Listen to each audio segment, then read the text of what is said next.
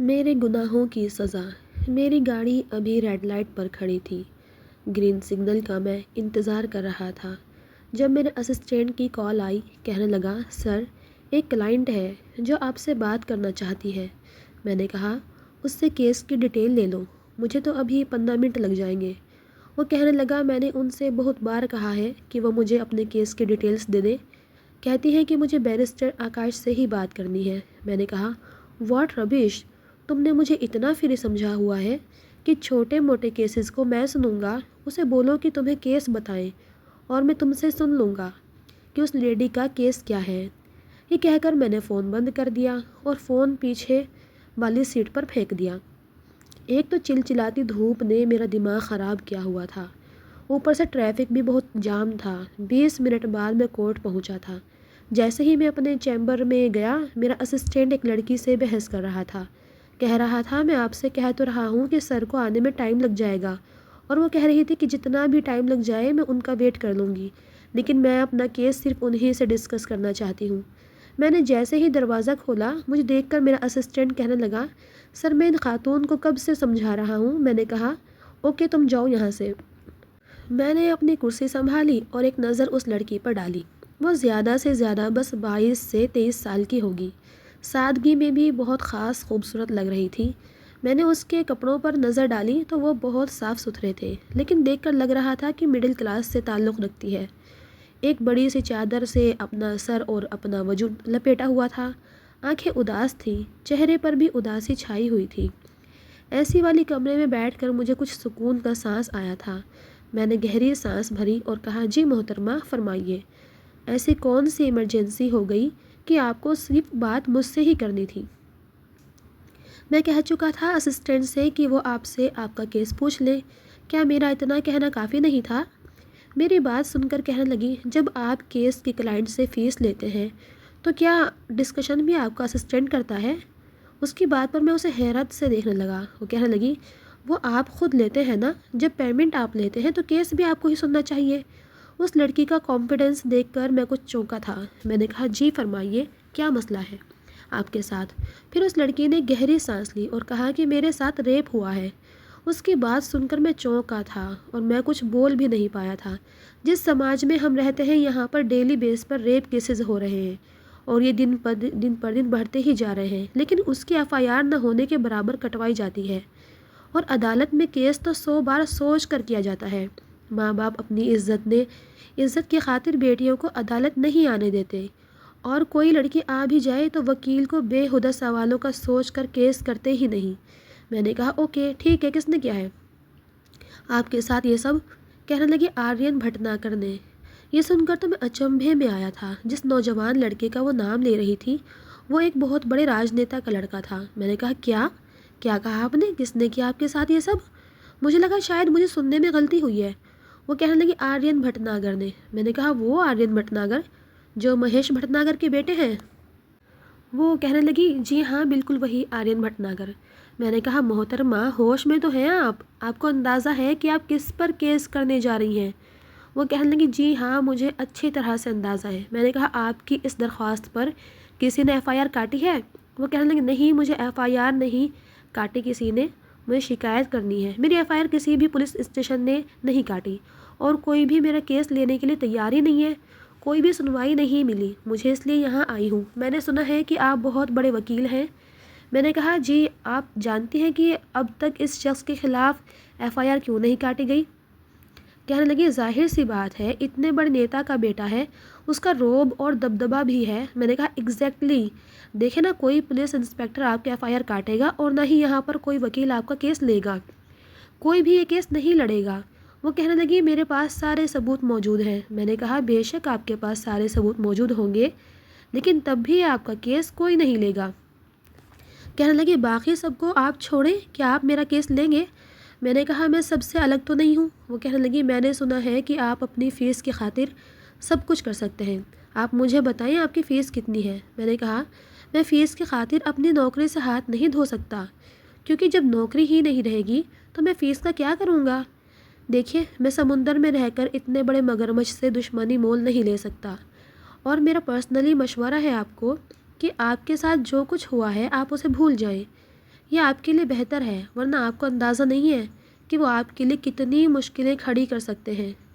وہ کہنے لگی کہ آپ قانون کے رکھوالے ہو کر مجھے کہہ رہے ہیں کہ میں انصاف مانگنے کے بجائے ظالم کو ظلم کرنے پر کھلی چھوٹ دے دوں تاکہ وہ کھلے عام ہر روز لڑکی کی زندگیاں برباد کرتا رہے۔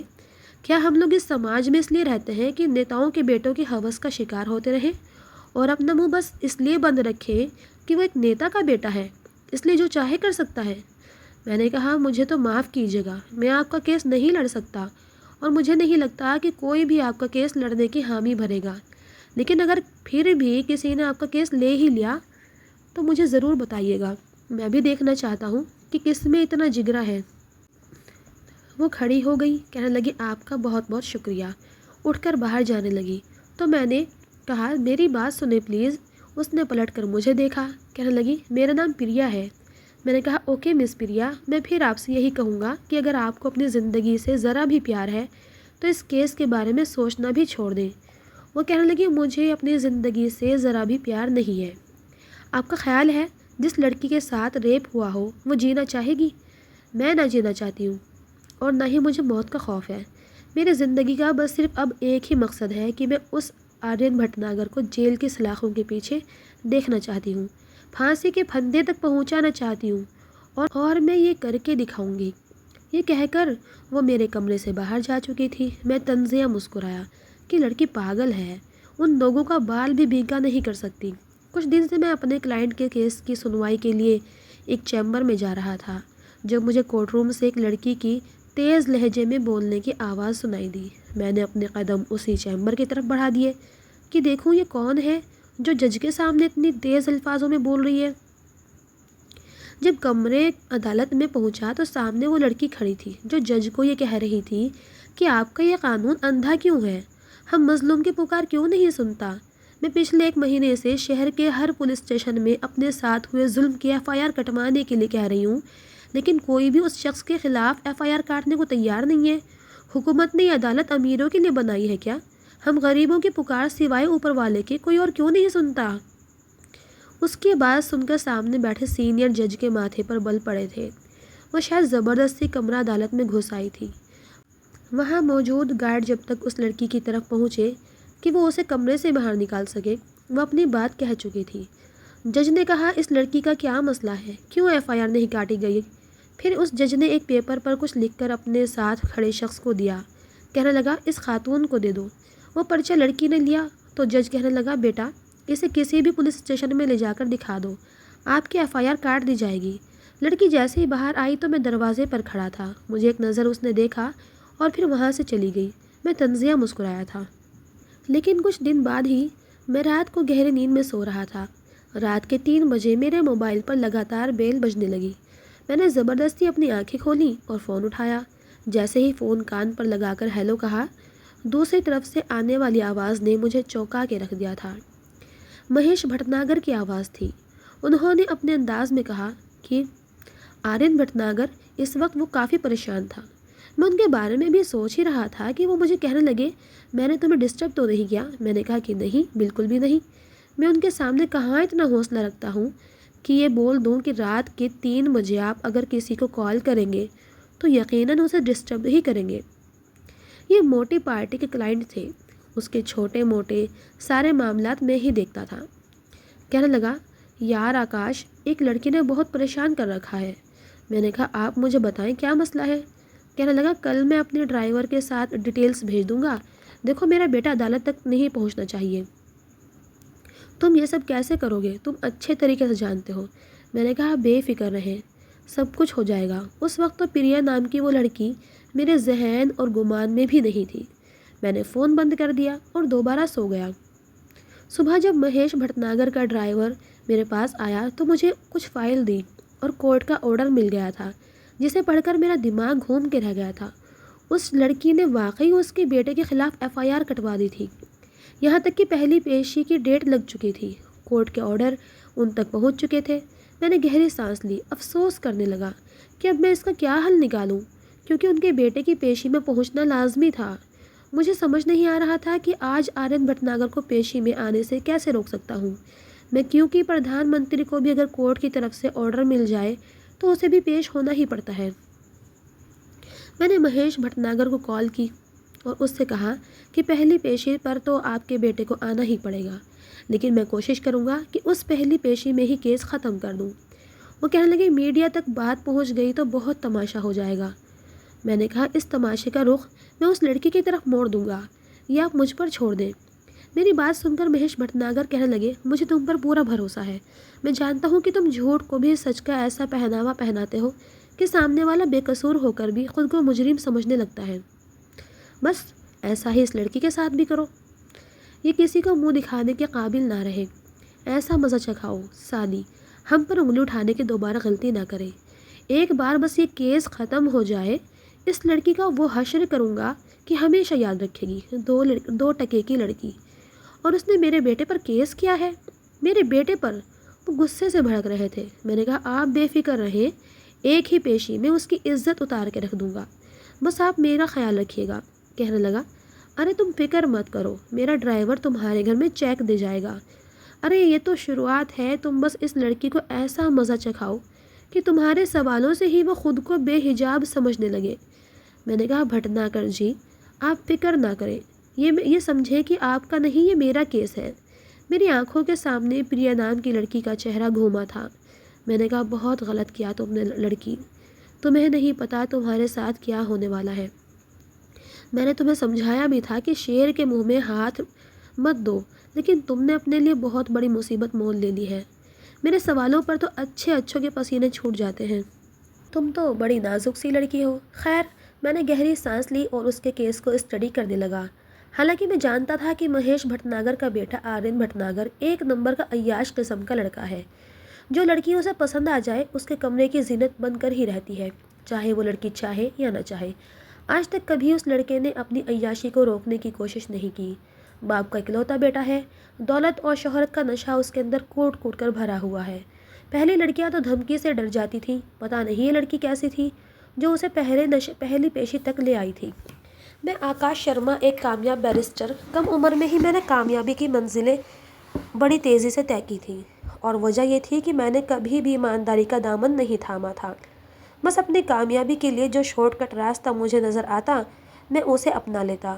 جب کورٹ روم میں بولتا تھا میرا ساتھ والا وکیل یہ سمجھ نہیں پاتا تھا کہ وہ جواب کیا دے۔ آج تک کبھی ایسا نہیں ہوا تھا کہ میں اپنا کیس ہارا ہوں۔ میرے ماتا پتا نہیں تھے، بس ایک چھوٹی بہن تھی جو میری پوری دنیا تھی۔ میں بہت پیار کرتا تھا اس سے، وہ مجھ سے 10 سال چھوٹی تھی، یوں سمجھ لیں میں نے اسے بیٹی کی طرح ہی پالا تھا۔ میرے ماتا پتا کی ایک حادثے میں موت ہو گئی تھی، ان کے بعد میں ہی ٹیا کا سب کچھ تھا، اور وہ میری بہت لاڈلی معصوم سی تھی۔ رات جو اگر میں دیر تک اپنے کیس کی اسٹڈی کر رہا ہوتا تو اسٹڈی روم میں آ جاتی، کہتی بھیا چھوڑیں بھی یہ موٹی موٹی کتابیں، اٹھے نا مجھے کہانی سنائیں۔ اس کی بے تکی فرمائش سن کر میں اسے گھورنے لگتا۔ میں نے کہا ٹیا بیٹا اب آپ بڑے ہو گئے ہو، کہانی سننے کی عمر نہیں رہی۔ وہ میرے پاس آ جاتی، میری آنکھوں سے نظر کا چشمہ اتارتی اور میرے گلے میں باہیں ڈال کر کہتی بھیا مجھے سننی ہے، سچی میں نیند نہیں آ رہی ہے۔ بھولا سا منہ بنا کر وہ مجھے کہتی تھی۔ میں اپنی ساری کتابیں ایک طرف رکھ کر اس کے کمرے میں چلا جاتا۔ 12ویں کلاس میں آ گئی تھی، لیکن وہی معصومیت تھی۔ میں اسے کوئی بھی کہانی سنانے لگتا، ساتھ میں اس کا سر سہلانے لگتا، کچھ ہی دیر میں وہ سو جاتی۔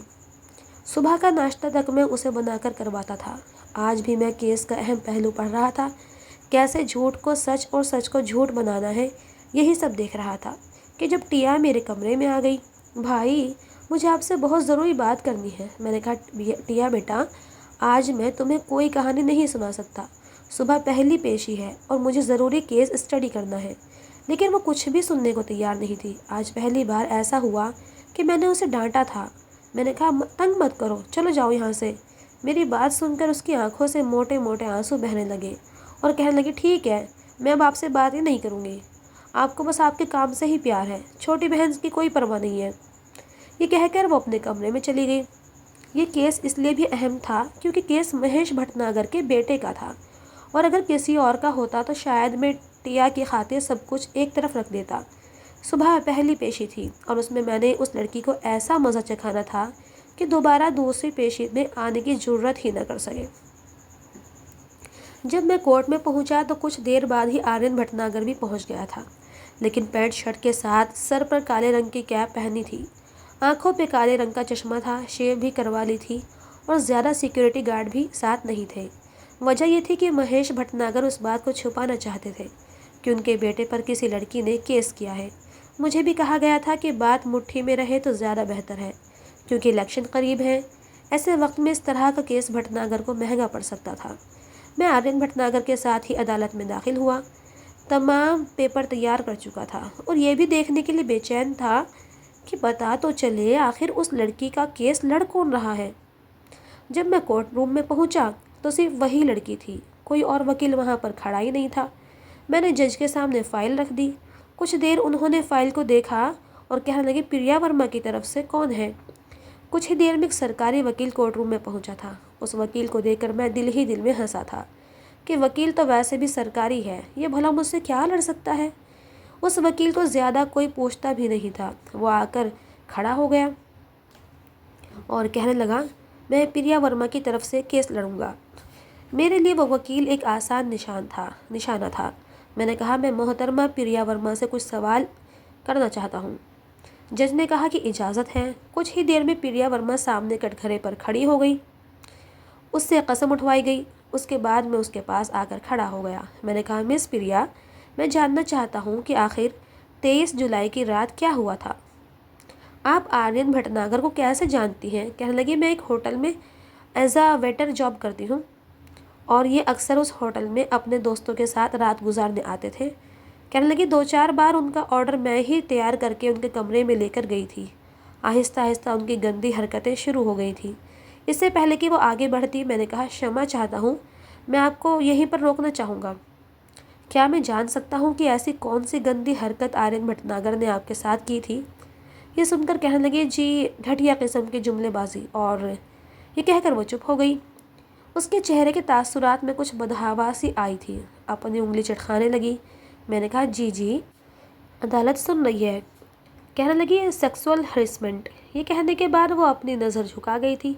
सामने कुर्सी पर बैठा आर्यन भटनागर बड़े गुस्से से उसे देख रहा था। मैंने कहा, सेक्सुअल हरेसमेंट से आपका क्या मतलब है। अदालत ये जानना चाहती है कि आप किसे सेक्सुअल हरेसमेंट समझती है। ज़रा बात को खुलकर बताएं। मेरी बात सुनकर उसने दुखी नज़र से मुझे देखा। कहने लगी, वकील साहब, क्या आपको इतनी सी बात समझ नहीं आती।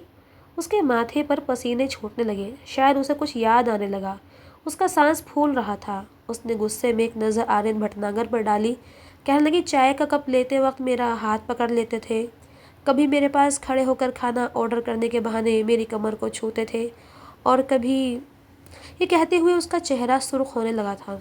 मैंने कहा, जी आप रुक क्यों गई, कहिए ना, और कहाँ कहाँ छूते थे कमर। और अदालत में मौजूद सब मर्दों के कान उसी तरफ लगे हुए थे, बड़ी खामोशी से मज़े लेकर सुन रहे थे। हर नौजवान मेरे सवाल का मज़ा उठा रहा था। उस वक्त वहाँ मौजूद सब मर्दों की नज़र प्रिया की ही तरफ थी। वो कभी कोर्ट रूम में मौजूद लोगों को देखने लगती तो कभी चादर से अपने माथे पर आने वाला पसीना पोंछने लगती। कहने लगी, वो मैं नहीं बता सकती। मैंने कहा, आप जानती हैं आपने एक इज़्ज़तदार शख्स के ऊपर कितना घटिया और बड़ा इल्ज़ाम लगाया है, और आप चाहती हैं कि सिर्फ आपकी FIR के बलबूते पर हम एक इज़्ज़तदार शख्स को सलाखों के पीछे बंद कर दें। कहने लगी, मेरे पास सबूत है, मेरे पास मेडिकल रिपोर्ट्स हैं। उसका सरकारी वकील फ़ौरन से उसके पास आ गया और एक रिपोर्ट जज के सामने रख दी। जज रिपोर्ट देखने लगा। मैंने कहा कि आप एक मेडिकल रिपोर्ट से इज़्ज़तदार शख्स को बदकिरदार कैसे साबित कर सकती हैं। हम इस बात को कैसे मान सकते हैं कि उन्होंने आपके साथ रेप ही किया है। देखिए, जो रिपोर्ट दिखाकर आप जज को गुमराह करने की कोशिश कर रही हैं या कोशिश करना चाहती हैं, ऐसी 20 रिपोर्ट्स मैं आपको दे सकता हूँ, और वो भी आपके मेडिकल टेस्ट की। उसके लिए मर्दों को सिलेक्ट करना आप खुद कर सकती हैं, जैसा मर्जी चाहे। इस तरह से इज़्ज़तदार नेता को बदनाम करना चाहती हैं। आप मुझे बताएं, मैं बिल्कुल रजिस्टर्ड मेडिकल रिपोर्ट तैयार करके आपको दे सकता हूँ। ये कहकर फिर मैंने जज के सामने खड़े होकर कहा कि हिंदुस्तान है, यहाँ ऐसी रिपोर्ट चंद हज़ार नोटों पर तैयार हो जाती है। ये लड़की अदालत को गुमराह कर रही है। सिर्फ एक मेडिकल रिपोर्ट के बलबूते पर मेरी अदालत से गुजारिश है कि या तो इस लड़की से कहा जाए कि ये कोई ठोस सबूत पेश करे या फिर सबके सामने आर्यन भटनागर से माफ़ी मांगे। جج نے اگلی پیشی کی تاریخ دے دی۔ کہا تھا کہ ٹھوس ثبوت پیش کیے جائیں۔ آدھے سے زیادہ کیس میں جیت چکا تھا۔ وہ لڑکی یوں تھی کہ ابھی رو دے گی۔ کٹہرے سے نیچے اتر کر وہ کورٹ روم سے باہر نکل گئی۔ میں بھی اس کے پیچھے باہر نکلا تھا۔ وہ جا رہی تھی۔ میں نے کہا، ایکسکیوز می مس پریا، بات سنیں میری۔ میری بات سن کر اس کے قدم رکے تھے۔ اس نے پلٹ کر میری طرف دیکھا تو اس کی آنکھوں میں آنسو جھلملا رہے تھے۔ میں قدم آگے بڑھا کر اس کے سامنے آ کر کھڑا ہو گیا، اپنے ہاتھ باندھے اور گہری لمبی سانس لی۔ میں نے کہا، دیکھیں، آپ کے لیے یہی بہتر ہے کہ آپ یہ کیس واپس لے لیں، کیونکہ ابھی تو میرے بے باک سوالوں کی شروعات ہوئی ہے اور آپ کے ماتھے پر پسینہ بھی آنے لگا۔ اگلی بار تو میں آپ کی زبان سے پورا ریپ سنوں گا، وہ بھی پوری عدالت کے سامنے۔ میری اس بات پر اس نے مجھے تعصب سے دیکھا تھا۔ میں نے کہا، آپ کو پتہ ہے، ایسے کیس کی سنوائی کے لیے سب کے زیادہ رش لگا ہوتا ہے اور سارا رش مردوں کا ہوتا ہے۔ جانتی ہیں کیوں؟ کیونکہ بڑے مزے سے وہ یہ سین سنتے ہیں۔ میرے سوالات آپ کو سب کے سامنے بالکل بے حجاب کر دیں گے۔ آپ کے بھلے کے لیے کہہ رہا ہوں، ہار مان لیں، کیونکہ ہار تو آپ کو ویسے بھی ماننی پڑے گی اور شکست شاید آپ سے برداشت نہیں ہوگی۔ میری بات سن کر کہنے لگی، اوپر والے کا خوف نہیں آتا آپ کو؟ میں نے کہا، اوپر والے کا خوف آ رہا ہے، جب ہی تو کہہ رہا ہوں محترمہ، باز آ جاؤ، ورنہ آرین بھٹناگر نے تو تمہاری عزت ایک بار اتاری ہے، میں عدالت میں کئی بار اتاروں گا، اتنی بار کہ تمہیں اپنے وجود سے گھن آنے لگے گا، نفرت ہو جائے گی۔ جب تم کورٹ روم سے باہر نکلو گی نا تو لوگوں کی نظریں تمہیں چیر پھاڑ کے رکھ دیں گی۔ وہ مجھے بڑے غور سے دیکھ رہی تھی۔ میں نے کہا، اگر میڈیا کی مدد حاصل کرنے کی کوشش کی تو یہ تمہاری سب سے بڑی غلطی ہوگی۔ ادھیڑ کے رکھ دوں گا تمہیں سب کے سامنے، کسی کو منہ دکھانے کے قابل نہیں رہو گی۔ میں چاہتا تھا کہ دوسری پیشی کی نوبت ہی نہ آئے، باتوں سے وہ خوف زدہ ہو جائے اور اپنا کیس واپس لے لے، کیونکہ مہیش بھٹناگر یہی چاہتا تھا کہ دوسری پیشی نہ ہو۔ میں نے بہت کوشش کی، لیکن وہ لڑکی کہنے لگی، وکیل صاحب، اگلی بار تیاری تھوڑی زیادہ کر کے آئیے گا۔ یہ کہہ کر وہ چلی گئی۔ مجھے اس لڑکی پر غصہ آنے لگا۔ کوئی اور ہوتی تو شاید مان چکی ہوتی یا میرے سامنے رونے لگ جاتی، ہاتھ جوڑ کر کہتی کہ میں نے اپنا کیس واپس لیا، پلیز مجھ سے ایسے گھٹیا سوال نہ کرنا۔ لیکن پتہ نہیں یہ لڑکی کس مٹی کی بنی ہوئی تھی۔ میری اتنی بڑی دھمکی دینے کے باوجود اس کو تو اثر ہی نہیں ہوا تھا۔ بہرحال مجھے اگلی پیشی کا شدت سے انتظار تھا، جب میں سب کے سامنے اسے بے حجاب کر کے رکھ دیتا۔ میں ابھی وہیں کھڑا تھا جب پریا کا وکیل وہاں سے گزرا۔ میں نے کہا، وکیل صاحب ذرا بات سنیں۔ وہ رک گئے۔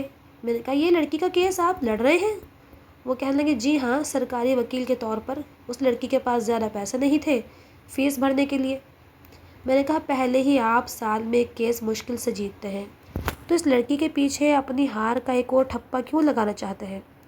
میری بات سن کر مسکرانے لگے، کہنے لگے، نہیں، اس لڑکی کے پاس ایک بہت بڑا ثبوت ہے، اگلی پیشی تو آنے دو، تمہیں بھی پتہ چل جائے گا۔ یہ کہہ کر وہ بھی آگے بڑھ گئے۔ میں سوچ میں پڑ گیا کہ اس لڑکی کے پاس ایسا کون سا ثبوت ہے؟ اگر اس کے پاس واقعی کوئی ثبوت ہوا تو یقیناً میں اپنا کیس بری طریقے سے ہار جاؤں گا۔ گھر آ کر میں یہی سوچنے لگا کہ اس لڑکی کے پاس ایسا کیا ثبوت ہو سکتا ہے۔ پھر میرے ذہن میں آیا کہ اس لڑکی کے ساتھ ریپ ہوٹل کے کمرے میں ہوا تھا۔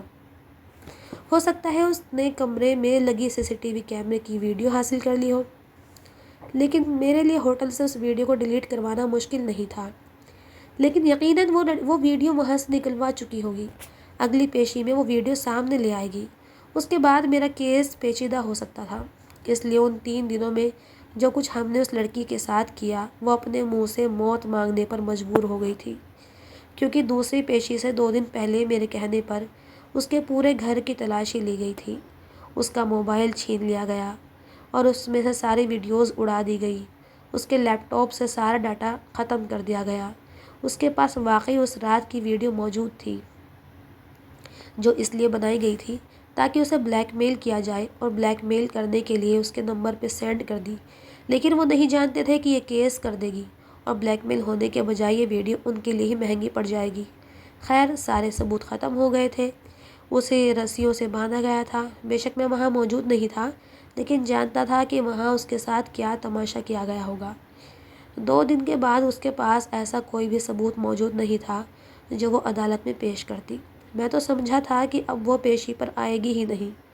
لیکن میں حیران تھا کہ وہ اسی کالی چادر کو سر پر چھپائے عدالت میں پہنچی تھی۔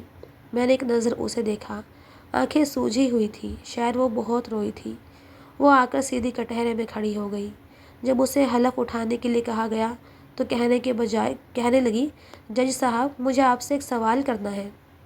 جج اس کی طرف دیکھنے لگے، کہنے لگی، جیسے کٹہرے میں کھڑے ایک مجرم سے قسم لی جاتی ہے کہ وہ جو بولے گا سچ بولے گا اور اس کے علاوہ کچھ نہیں بولے گا، کیا یہاں پر انصاف کے فیصلے کرنے والے سے قسم اٹھوائی جاتی ہے کہ وہ یہاں پر اپنا کام ایمانداری سے کرے گا اور جو فیصلہ کرے گا وہ سچ اور حق کی حد میں رہ کر کرے گا؟ ایک حلف آپ ان بیرسٹر آکاش جی سے اٹھوائیے تاکہ ایک یہاں کھڑے ہو کر جھوٹ کو سچ میں نہ بدلیں، اور ایک حلف آپ بھی اٹھائیں کہ یہاں جو فیصلہ کریں گے بالکل حق اور سچ پر ہوگا۔ میں نے کہا، جج صاحب جب انسان کے پاس کوئی ٹھوس ثبوت نہیں ہوتا تو وہ اسی طرح کی باتیں کرتے ہیں جیسا کہ پریا جی کر رہی ہے۔ میں نے کہا، جج صاحب اجازت ہو تو میں ان سے کچھ سوال کر سکتا ہوں؟ جج نے کہا، اجازت ہے۔ میں پریا کے پاس آ گیا، کہنے لگا، آپ کے ساتھ کیا ہوا تھا؟ آپ بتانا پسند کریں گی؟ وہ کہنے لگی، کیا پوچھنا چاہتے ہیں آپ کے سامنے کھڑے شخص نے میری عزت کو کیسے لوٹا تھا؟ میرے دوپٹے کو میرے گلے سے نوچ کر کیسے اتار کر پھینکا تھا؟ یا میرے کپڑوں کو کس طرح سے پھاڑا گیا تھا؟ مجھے بیڈ پر لٹایا گیا تھا یا پٹک کر پھینکا گیا تھا؟ کیا سننا چاہتے ہیں آپ؟ شروعات کہاں سے کی تھی؟ حیران تھا میں، میرے سوال پوچھنے سے پہلے ہی وہ خود ہی بتانے لگی تھی، لیکن زیادہ کو اس میں حوصلہ نہیں تھا، اس لیے پھوٹ پھوٹ کر رونے لگی۔ کہنے لگی، میں نہیں بتا سکتی، میں اس تکلیف دینے والے حادثے کو دوبارہ نہیں سوچ سکتی جو میں نے اس دن سہی تھی۔ کہنے لگی، جیسے آپ کو میری بات پر یقین نہیں آ رہا کیونکہ میرے پاس ثبوت نہیں ہے، اور ثبوت کے بنا آپ لوگ کسی بات پر یقین نہیں کرتے، لیکن 2 دن پہلے میرے پاس جو ٹھوس ثبوت تھا وہ مٹانے کے لیے اس کمینے انسان کے کرائے کے ٹٹو میرے گھر پر آئے تھے۔ سارے ثبوت مٹا دیے۔ جس دن اس شخص نے میری عزت کا کھلواڑ کیا تھا اس دن اس نے اس کی ویڈیو بنائی تھی تاکہ مجھے بلیک میل کر سکے، اور ساری ویڈیو مجھے واٹس ایپ پر بھیج دی تھی تاکہ مجھے دھمکا کر دوبارہ مجھ سے یہی گناہ کروا سکے اور میں اپنی عزت کی خاطر اس کے ہاتھوں استعمال ہو سکوں، لیکن میں نے ایسا نہیں کیا۔ میں نے وہ ویڈیو سنبھال کے رکھی تھی تاکہ آپ کو دکھا سکوں، لیکن 2 دن پہلے آرین بھٹناگر کے کرائے کے گنڈوں نے میرے گھر پر توڑ پھوڑ کر کے سارے ثبوت مٹا دیے۔ میرے پاس کوئی ثبوت نہیں ہے، لیکن پھر بھی میں ایک آخری امید لے کر آئی کہ شاید مجھے انصاف مل سکے۔ اب میں نے کہا کہ دیکھیں محترمہ، اس ایموشنل ڈرامہ کی یہاں پر کوئی بھی حیثیت نہیں ہے۔ آپ کے پاس پہلے بھی کوئی ثبوت نہیں تھا، لیکن آپ نے اسٹوری اچھی کریٹ کی ہے۔ کہنے لگی، اب مجھے آپ سے انصاف نہیں چاہیے۔ میں نے اپنا معاملہ اوپر والے پر چھوڑ دیا اور پھر سب کے سامنے مجھے کہنے لگی، میری بد دعا ہے کہ جس بے بسی سے اس وقت میں گزر رہی ہوں، بہت جلد یہ وقت تم پر بھی گزرے گا۔ جن لوگوں کی حمایت چند پیسوں کی خاطر تم کر رہے ہو نا، انہی کے ہاتھوں تمہیں ایسی چوٹ لگے گی کہ تم روتے ہوئے دیکھے جاؤ گے۔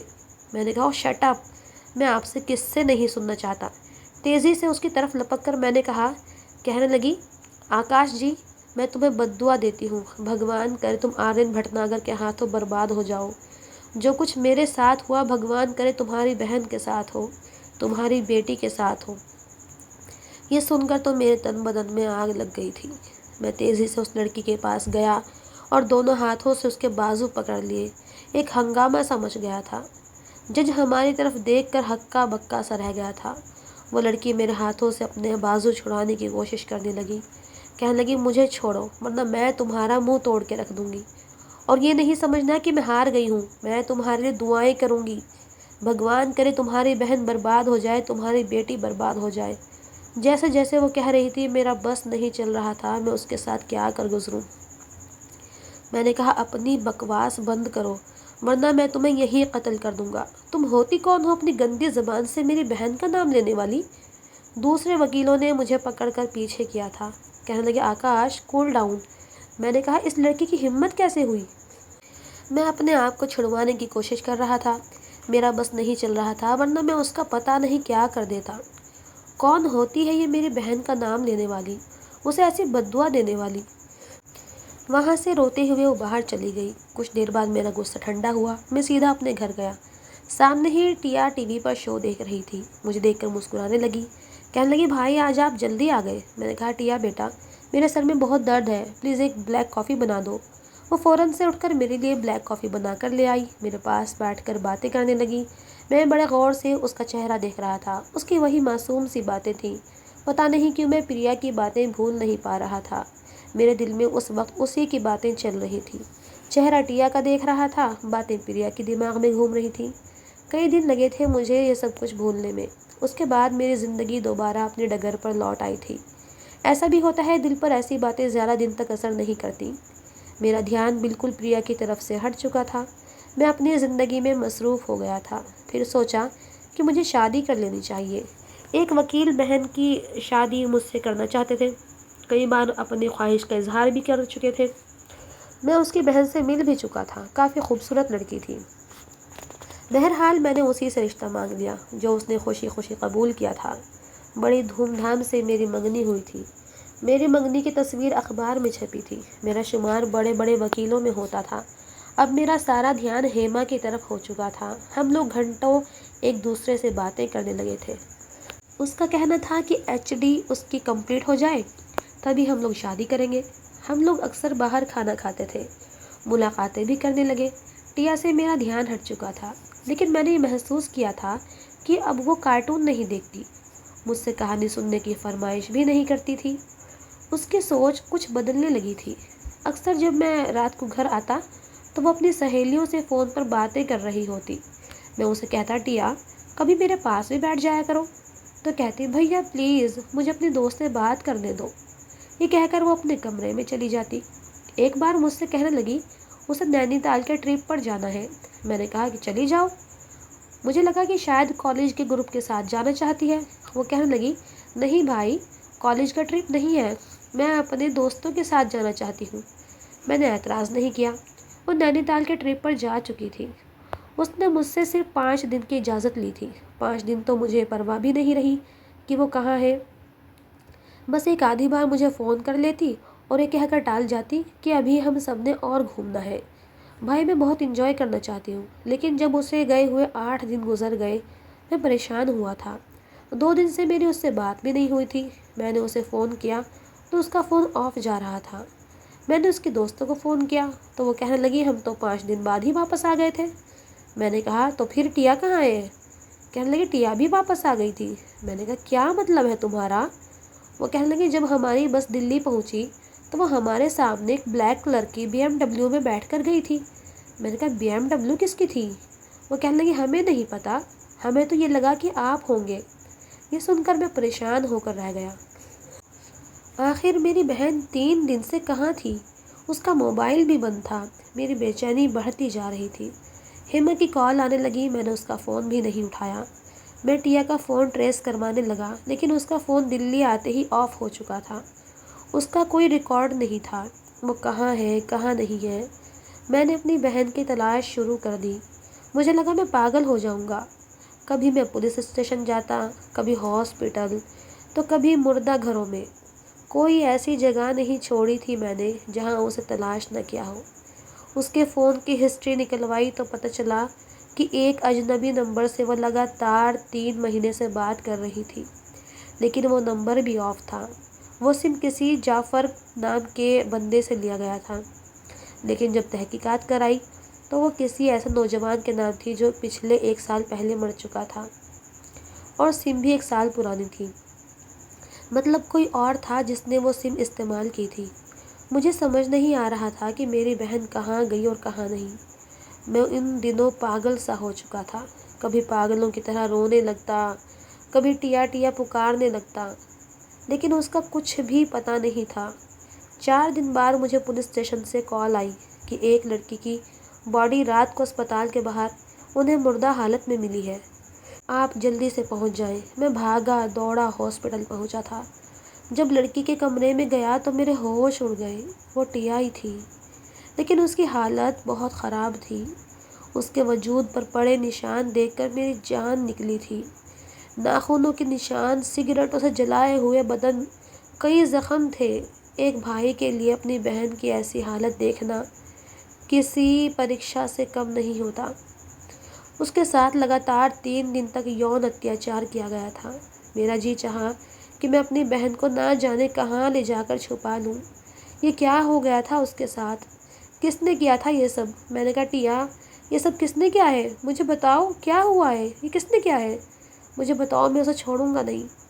لیکن وہ اکھڑے اکھڑے سانس لے رہی تھی، اس کی آنکھوں سے آنسو بہہ رہے تھے، تکیہ بھیگ چکا تھا۔ وہ کچھ بولنا چاہتی تھی لیکن بول نہیں پا رہی تھی، اس کی زبان اس کا ساتھ نہیں دے رہی تھی۔ کہنے لگی بھیا اسے چھوڑنا مت، وہ بہت برا ہے، اسے جان سے مار ڈالنا۔ میں نے کہا زندہ نہیں چھوڑوں گا، بس مجھے بتاؤ وہ کون ہے۔ کہنے لگی اس نے میرے ساتھ بہت برا کیا ہے، مجھے اپنے پیار کے جال میں پھنسایا، پھر مجھے ایک فلیٹ میں لے گیا، اس نے میرے ساتھ۔ یہ کہہ کر وہ اکھڑے ہوئے سانس لینے لگی۔ میں نے کہا کیا ہوا ہے تمہیں؟ میں چلانے لگا، ڈاکٹر کو بلانے لگا کیونکہ اس کی حالت خراب ہونے لگی تھی۔ وہ کہنے لگی بھیا وہ بتاؤ میرا بچہ، ایک بار اس کا نام بتا دو، کون تھا وہ؟ کہنے لگی وہ آرین بھٹناگر۔ یہ آخری شبد تھے جو میری بہن کی زبان سے نکلے تھے، اور مجھے لگا کسی نے میرے سر پر آسمان پھینک دیا ہو۔ اس کے بعد وہ بالکل بے جان ہو گئی تھی۔ میں تو یہ لکھ کر چلانے لگا، پاگل سا ہونے لگا، ڈاکٹر کو بلانے لگا۔ فوراً سے 3-4 ڈاکٹر اور نرس وہاں پہنچ گئے تھے۔ میں نے کہا دیکھو میری بہن کو کیا ہوا ہے، یہ بات کیوں نہیں کر رہی ہے؟ ڈاکٹر دیکھیں اسے کیا ہوا ہے۔ ڈاکٹر نے جب چیک کیا تو کہنے لگے آئی ایم سوری، شی از نو مور۔ میں نے بے یقینی سے اسے دیکھا۔ میں نے کہا کیوں جھوٹ بول رہے ہیں آپ؟ میری بہن کو کچھ نہیں ہو سکتا، وہ مر نہیں سکتی۔ کہنے لگے اس کے ساتھ بہت برے طریقے سے شاریرک شوشن کیا گیا ہے، آپ کو شاید اندازہ نہیں ہے۔ مجھے لگا تھا میں مر جاؤں گا، پاگل ہو جاؤں گا۔ یہ خبر جب ہیما کو پہنچی تو وہ دوڑی ہوئی آئی تھی۔ میں پھوٹ پھوٹ کر روئے جا رہی تھی، کبھی ٹیا کا ہاتھ چوم رہا تھا، کبھی اس کا ماتھا۔ میں کہہ رہا تھا نہیں ٹیا، تم مجھے چھوڑ کر نہیں جا سکتی، گڑیا اٹھو بیٹا اٹھو، ٹیا میری جان، دیکھو ممی بھی مجھے چھوڑ کر چلی گئی، پاپا بھی، میں تو تمہیں دیکھ کر جیتا تھا، مجھ سے میری زندگی چھین کر مت لے جاؤ۔ ٹیا اٹھو، بہت ہو چکا مذاق، جو کچھ تمہارے ساتھ ہوا وہ جھوٹ تھا، کہہ دو تم مذاق کر رہی تھی، تم زندہ ہو۔ مجھ پہ پاگل پن چھا چکا تھا۔ ہیما بھی رونے لگی، مجھے تسلیاں دینے لگی، لیکن اس کی تسلی شاید میرے لیے کافی نہیں تھی، کسی کی بھی تسلی کافی نہیں تھی۔ میں روئے جا رہا تھا، ٹیا کو اٹھانے کی کوشش کر رہا تھا، اس کے ہاتھ پکڑ کر اس کی منتیں کر رہا تھا، میرے بچے اٹھ جاؤ، تمہارا بھائی تمہارے بنا کچھ نہیں ہے، بس ایک بار اٹھ جاؤ، میں اس کو زندہ نہیں چھوڑوں گا، میں اسے جان سے مار ڈالوں گا، بس ایک بار اٹھ جاؤ۔ لیکن وہ جا چکی تھی۔ میرا رونا دھونا منت سماجت کچھ بھی کام نہیں آیا تھا۔ میں اپنے ہاتھوں سے اس کا انتم سنسکار کر کے وہیں گھٹنوں کے بل بیٹھ کر پھوٹ پھوٹ کر رویا تھا۔ اچانک سے میرے کانوں میں پریا کی آوازیں گونجنے لگیں، مسٹر آکاش، میں تمہیں بد دعا دیتی ہوں، تم آرین بھٹناگر کے ہاتھوں برباد ہو جاؤ، جو کچھ میرے ساتھ ہوا تمہاری بہن کے ساتھ ہو، تمہاری بیٹی کے ساتھ ہو۔ ان شبدوں نے میرے دماغ کو بری طرح سے جھنجھوڑ کے رکھ دیا تھا۔ اس کی دی ہوئی بد دعائیں مجھ پر حاوی ہو چکی تھیں۔ جو اس کے ساتھ ہوا تھا وہ اب میری بہن کے ساتھ بھی ہو چکا تھا۔ میں آج اپنی بہن کی چتا کے پاس گھٹنوں کے بل بیٹھ کر اس کی تکلیف کو محسوس کر رہا تھا۔ میرا ضمیر مجھے بے چین کر رہا تھا۔ میرے اندر بیٹھا میرا ضمیر جو کب سے سویا ہوا تھا، وہ جب جب جاگتا تھا میں ہر بار اسے تھپ تھپا کر سلا دیتا تھا۔ آج وہ زور و شور سے کہہ رہا تھا کہ تمہاری بہن کو تمہارے کیا ہوا اعمال بھگتنا پڑ گیا۔ آکاش، جو کچھ تم دوسرے کی بیٹی کے ساتھ کیا، آج وہ وقت تمہاری بہن پر بھی آ گیا۔ کاش تم نے دوسروں کا دکھ سمجھا ہوتا، ان کی عزتوں کو عدالت کے سامنے اتار نہ دیا ہوتا، تمہیں پریا کی بد دعا نہ لگ گئی۔ میں جلدی سے آرین بھٹناگر کے گھر جانے لگا تاکہ آرین بھٹناگر کو جان سے مار سکوں، اور میں نے یہی کیا تھا۔ میں بڑے غصے اور طیش میں اس کے گھر گیا تھا۔ اس کے باپ نے سمجھا کہ شاید مجھے اس سے کچھ پیسوں کی ضرورت ہے، اس لیے اس نے چوکیدار سے کہا کہ مجھے اندر آنے دے۔ جیسے ہی میں اندر گیا، بڑے غصے سے میں نے کہا کہاں ہے تمہارا بیٹا؟ میں نے بہت اونچی آواز میں کہا تھا۔ مہیش بھٹناگر میری بات سن کر ماتھے پر بل ڈالے دیکھنے لگا۔ اسی وقت آرین بھٹناگر اپنے کمرے سے باہر آیا۔ اسے دیکھ کر میں اس کے پاس غصے سے گیا، جا کر اس کا گریبان پکڑ کر اسے مارنا شروع کر دیا۔ یہ دیکھ کر مہیش بھٹناگر میرے پاس آیا، اپنے گارڈ اور چوکیدار کو بلانے لگا لیکن میں کسی کے قابو میں نہیں آ رہا تھا، میں اسے مارے جا رہا تھا۔ میں نے کہا تمہیں شرم نہیں آئی میری بہن کے ساتھ یہ سب کچھ کرتے ہوئے؟ کمینے، میں تمہیں دوسروں کی بہن کے لوٹی ہوئی عزت کے کیس سے بچاتا رہا اور تم نے میری بہن کو ہی برباد کر دیا۔ گارڈز نے آ کر مجھے پیچھے کیا۔ مہیش بھٹناگر کہنے لگا، پاگل ہو گئے ہو تم؟ میں نے کہا پوچھو اپنے بیٹے سے، اس نے میری بہن کے ساتھ اتنا بڑا ظلم کیوں کیا؟ میں نے کب آپ لوگوں کا ساتھ نہیں دیا؟ آپ لوگوں کے گناہوں کو میں نے جھوٹ کو سچ میں بدلا، ورنہ اس کمینے کو پھانسی سے کوئی نہیں بچا سکتا تھا اگر میں نے پریا کی بات سنی ہوتی۔ مہیش بھٹناگر کہنے لگا، بس بس، زیادہ اچھلنے کی ضرورت نہیں ہے۔ تم میرا کام مفت میں نہیں کرتے تھے، لاکھوں روپیہ لیتے تھے۔ اگر میرے بیٹے نے کچھ کیا ہے تو میں تمہیں اس کا ہرجانہ بھرنے کو تیار ہوں۔ میں نے کہا میں ایسے نہیں چھوڑوں گا اسے، میں اس کو عدالت میں گھسیٹوں گا۔ وہ کہنے لگا، اچھا کیا ثبوت ہے تمہارے پاس کہ اس نے تمہاری بہن کے ساتھ ریپ کیا ہے؟ تمہاری بہن تو ویسے بھی مر چکی ہے، میرے بیٹے کی طرف آنکھ اٹھا کر بھی مت دیکھنا، اور اگر وہ میرے بیٹے کا نام لے کر مری ہے تو تم اسے مجرم ثابت نہیں کر سکتے، سمجھے؟ چلو نکلو اب یہاں سے، اگر تم نے میرے بیٹے کی طرف آنکھ اٹھا کر بھی دیکھا تو تمہاری آنکھیں نکال لوں گا۔ تمہیں میری طاقت کا اچھی طرح سے اندازہ ہے، تمہاری اوقات، تمہاری وکالت، سب کچھ تم سے چھین لوں گا۔ میں نے کہا میں لعنت بھیجتا ہوں ایسی وکالت پر جس نے میری بہن کو مجھ سے چھین لیا۔ میں تھوکتا ہوں تمہارے پیسوں پر، میرا وعدہ ہے میں تمہارے بیٹے کو پھانسی کے تختے پر لے کر جاؤں گا۔ اس نے مجھے مار مار کر اپنے گھر سے باہر نکال دیا۔ زخمی حالت میں میں گھر پہنچا تھا۔ ہیما میرا انتظار کر رہی تھی، کہنے لگی، بھول کیوں نہیں جاتے تم سب کچھ؟ میں نے کہا، کیسے بھول جاؤں؟ کیسے بھول جاؤں؟ میری بہن کے ساتھ اس نے کیا کیا ہے؟ وہ کہنے لگی، تمہیں اس کی طاقت کا اندازہ ہے؟ وہ تمہیں زندہ نہیں چھوڑے گا۔ میں نے کہا، مار ڈالے مجھے اپنی زندگی سے کوئی غرض نہیں، لیکن میں اسے نہیں چھوڑوں گا، میں اسے کسی قیمت پر نہیں چھوڑوں گا۔ وہ کہنے لگی، آکاش پلیز زیادہ جذباتی مت ہو، میرے بارے میں سوچو، ہماری اپنی اگلی زندگی کے بارے میں سوچو۔ پیا جا چکی ہے، تمہارے اس طرح کے فیصلے پر وہ واپس نہیں آ سکتی۔ میں نے کہا، لیکن میری بہن کے ساتھ اتیاچار ہوا ہے، میں کیسے بھول جاؤں؟ جب تک میں آرین کو پھانسی کے تختے پر نہیں لے جاتا تب تک نہیں چھوڑوں گا۔ وہ کہنے لگی، وہ تمہیں برباد کر کے رکھ دے گا، بھول جاؤ سب کچھ۔ اس کے لیے یہ کہنا آسان تھا۔ میں نے کہا، میری زندگی کا اب بس ایک مقصد ہے اور وہ ہے آرین بھٹناگر کو پھانسی پر لٹکانا۔ میں وہ الفاظ بول رہا تھا جو کبھی پریا نے بولے تھے۔ اب میں سمجھ سکتا تھا کہ اس وقت وہ کسی تکلیف سے گزر رہی تھی، اس کی تکلیف کو اب جا کر محسوس کر پا رہا تھا۔ جو میں نے اس سے کہا تھا وہ مجھے ہیما کہہ رہی تھی۔ پہلی بار مجھے احساس ہوا کہ پریا کے ساتھ بہت زیادہ غلط ہوا تھا، بہت زیادہ غلط کیا تھا میں نے اس کے ساتھ۔ میں نے کہا، ہیما میں نہیں جانتا کہ میں زندہ بچوں گا یا نہیں، لیکن میں جس راہ پر چلنے لگا ہوں تمہارے ساتھ کوئی بھی وعدہ نہیں کر سکتا۔ تم چاہو تو راستہ بدل سکتی ہو۔ کہنے لگی، کیا مطلب ہے تمہارا؟ تمہارا مطلب تم ان سے بدلہ لوگے؟ میں نے کہا، ہر صورت میں۔ کہنے لگی، ٹھیک ہے پھر میں تمہارا ساتھ نہیں دے سکتی، کیونکہ مجھے ایسی زندگی نہیں چاہیے جس میں میری اپنی عزت کا خطرہ ہو، کیونکہ وہ لوگ تمہارے ساتھ ساتھ مجھے بھی نہیں چھوڑیں گے۔ بہتر ہے اپنی لڑائی خود لڑو۔ وہ مجھے چھوڑ کر جا چکی تھی کیونکہ عقل مند تھی، مجھ سے اتنی محبت نہیں کرتی تھی کہ میرے لیے ہر قسم کی قربانی دے سکتی۔ میں اب اکیلا ہو گیا تھا، سوچ چکا تھا کہ سب سے پہلے پریا سے معافی مانگوں گا، میں نے اس کے ساتھ اچھا نہیں کیا تھا۔ بار بار دل میں یہی ملال ہونے لگا کہ کاش میں اس کا ساتھ دے دیتا۔ میں پریا کے فلیٹ پہ پہنچ گیا، لیکن وہ وہاں نہیں تھی۔ پتہ چلا کہ شہر چھوڑ کر جا چکی ہے۔ کہاں گئی تھی یہ میں نہیں جانتا، لیکن مجھے بے حد افسوس ہو رہا تھا۔ ہر وقت مجھے اب پریا کا خیال آنے لگا تھا۔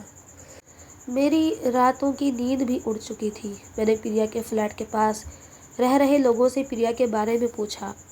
مجھے ایک آنٹی نے بتایا کہ اب وہ غازی آباد میں رہ رہی ہے۔ اس کا کچھ سامان لوٹانے کا کہہ کر میں نے ان آنٹی سے اس کا ایڈریس لے لیا۔ میں اس کی کالونی کے چکر کاٹتا رہا، اس کی گلیوں میں گھومتا رہا کہ کب وہ مجھے نظر آئے اور میں اس سے معافی مانگ سکوں۔ وہاں پر رہ رہے لوگوں سے اس کا گھر پوچھنا چاہا، لیکن مجھے کسی نے اس کا گھر نہیں بتایا۔ کوئی وہاں پر اس کو جانتا بھی نہیں تھا، شاید وہ وہاں پر اپنا نام بدل کر رہ رہی تھی۔ ایک دن میں اس کو ڈھونڈتا ہوا اس کے گلیوں میں گھوم ہی رہا تھا، تبھی میری نظر پریا پر پڑی۔ وہ کسی سے بات کرنے میں بزی تھی۔ میں تیز قدموں سے اس کے پاس پہنچا۔ میں نے کہا، پریا۔ اس نے ایک نظر سے مجھے دیکھا اور پھر نفرت سے مجھے دیکھتے ہوئے اپنا رخ بدل کر کہنے لگی، میں آپ سے کل بات کروں گی۔ اس عورت سے یہ کہہ کر وہ وہاں سے چلی گئی۔ میں بھی اس کے پیچھے پیچھے ہو لیا۔ میں نے کہا، میری بات سنو، میں کب سے تمہیں ڈھونڈ رہا ہوں، تم اپنے فلیٹ پر بھی نہیں تھی۔ تم نے اپنا فلیٹ کب بیچا، مجھے بتاؤ، کہاں تھی؟ میں نے کہا، پریا، میں تم سے بات کر رہا ہوں۔ وہ کہنے لگی، آپ کو کیا تکلیف ہے؟ آپ میرے کیا لگتے ہیں جو میرا یوں پیچھا کر رہے ہیں؟ میں جہاں مرضی رہوں، جیوں یا مروں، آپ کیوں میرا پیچھا کر رہے ہیں؟ میں نے کہا، مجھے تم سے بات کرنی ہے۔ میں بڑے ٹوٹے لہجے میں کہہ رہا تھا۔ کہنے لگی، کیا بات کرنی ہے؟ جلدی کیجیے، میرے پاس وقت نہیں ہے۔ میں نے کہا، تم جانتی ہو کہ میں آرین۔ یہ کہہ کر میں چپ ہو گیا۔ کہنے لگی، آپ یہ چاہتے ہیں کہ میں آرین بھٹناگر کو سزا دلواؤں؟ وہ چپ ہو کر کچھ دیر مجھے غور سے دیکھنے لگی۔ کہنے لگی، نہیں، میں اب کچھ نہیں کرنا چاہتی۔ میں نے اب سب کچھ اوپر والے پر چھوڑ دیا ہے۔ بہت بہت شکریہ، آپ جا کر ان کی چمچہ گیری کریں تو بہتر ہے۔ اس سے پہلے کہ وہ جاتی، میں نے کہا کہ پلیز میری بات سنیں، میں تم سے 1 روپیہ نہیں لوں گا، تمہارا کیس ری اوپن کروں گا، بس تم میرا ساتھ دو۔ کہنے لگی، نہیں، جیسا سوال آپ نے مجھ سے کیے تھے جب ہی میرے ذہن میں آتے ہیں میری آتما چھلنی ہو جاتی ہے۔ بہتر ہوگا کہ آپ میرا پیچھا چھوڑ دیں، میں اپنی لڑائی خود لڑ لوں گی، مجھے آپ کی ضرورت نہیں ہے۔ یہ کہہ کر وہ چلی گئی۔ میں اس کا پیچھا کرنے لگا، بس میں اتنا جان چکا تھا کہ وہ کہاں رہتی ہے۔ اگلی صبح جب میں اس کے گھر جانے لگا تو میں یہ دیکھ کر حیران رہ گیا، اس نے پولیس کی وردی پہنی ہوئی تھی۔ میں نہیں جانتا تھا کہ وہ ان 2 سالوں کے عرصے میں انسپکٹر بن چکی تھی۔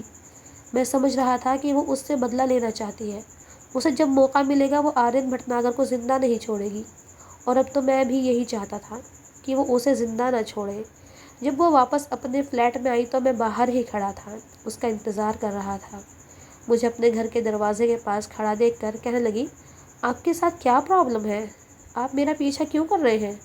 میں نے کہا، میں تم سے بات کرنا چاہتا ہوں، پلیز ایک بار سن لو۔ اس نے گہری سانس لی، اپنے فلیٹ کا دروازہ کھولا، مجھے اندر آنے کے لیے کہنے لگی، اندر آ جاؤ۔ میں اندر آ گیا، خاموشی سے سامنے لانچ میں پڑی کرسی پر بیٹھ گیا۔ میرے سامنے وہ بھی کرسی پر بیٹھ گئی، وردی میں بہت اچھی لگ رہی تھی، وہی معصومیت، وہی خوبصورتی۔ میں نے کہا، میں نے تمہارے ساتھ بہت بڑی زیادتی کی تھی، مجھے اس بات کا احساس ہوا ہے۔ میری بات سن کر وہ طنزیہ مسکرائی، کہنے لگی، ہاں، تب ہوا ہے جب اس نے آپ کی بہن کو برباد کر دیا۔ یہ سن کر میں حیران ہوا تھا، اسے یہ کیسے خبر ہوئی تھی؟ میں نے کہا، تم کیسے جانتی ہو؟ کہنے لگی، میں نے آرین بھٹناگر کو آپ کی بہن کے ساتھ دیکھا تھا۔ میں تو سمجھی تھی شاید آپ نے اپنی بہن کا رشتہ اس کے ساتھ طے کر دیا ہے، لیکن جب آپ کی بہن کی موت کی خبر ملی تو مجھے بہت افسوس ہوا تھا۔ میں نے اس کے سامنے ہاتھ جوڑ دیے، میں نے کہا، مجھے معاف کر دو، شاید تمہاری بد دعا لگ گئی۔ یہ کہتے ہوئے میں اپنے آنسو روک نہیں پایا اور اس کے سامنے ہی رونے لگا اور کہنے لگا، میں صرف تم سے معافی مانگنے آیا ہوں۔ وہ کہنے لگی، اس وقت تو میں نے غصے میں آپ کو یہ سب کہہ دیا تھا، لیکن میں نے جب گھر آ کر سوچا تو مجھے لگا کہ میں نے بہت غلط کیا ہے۔ آپ کی بہن کا تو اس میں کوئی قصور ہی نہیں تھا، وہ تو میری طرح ہی بے قصور تھی۔